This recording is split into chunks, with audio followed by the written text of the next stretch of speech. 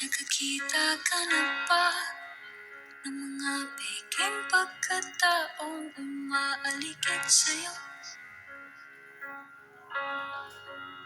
Nagkasaga ka na ba ng mga balitang yun pala'y di naman totoo?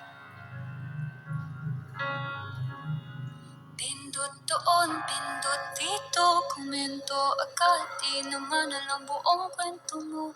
Ganito na ba ang sistema?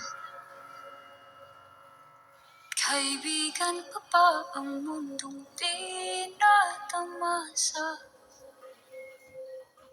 Dapat ang henerasyon natin nakatuon sa realidad, pati hindi nakadepende sa basta sabi-sabi ng iba. Lahat ng bagay gamitin sa buti, pero huwag masyadong pumili. Halaga ng buhay huwag paliwalain, para ang mundong ito'y di ka kokontrolin. Huwag mo hayagang pumili. Huwag mo hayaan pumili. Huwag mo hayaan.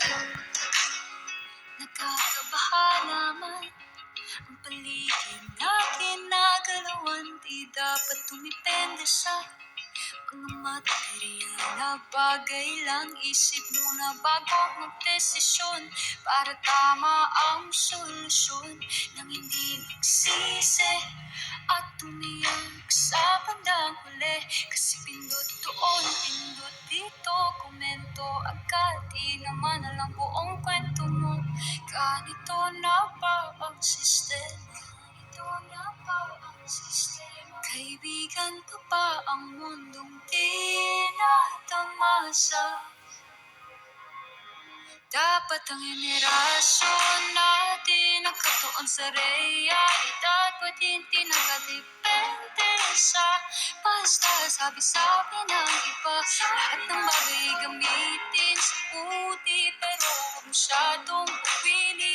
Halaga ng buhay huwag paliwalain, para ang mundong ito'y di ka kokontrolin. Nasa dulo, di mo na kayang bitawan, kasi nasanay ka na. Huwag sanang dumating sa puntong di mo na kilala maski sarili mo, kasi nawala ka na, nawala ka na. Huwag naman sana.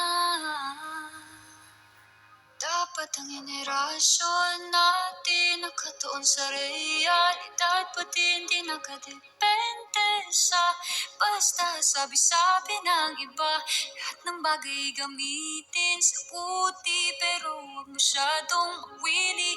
Halaga ng buhay huwag paliwalain, para ang mundong ito'y di ka. Dapat ang henerasyon natin nakatuon sa realidad, pati hindi nakadepende sa basta sabi-sabi ng iba. Lahat ng bagay gamitin sa buti, pero huwag masyadong mawili. Halaga ng buhay huwag paliwalain, para ang mundong ito'y di ka kokontrolin. La da da da da da da.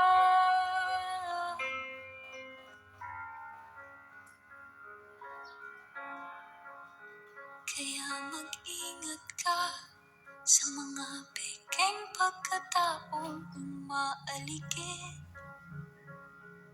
sa'yo.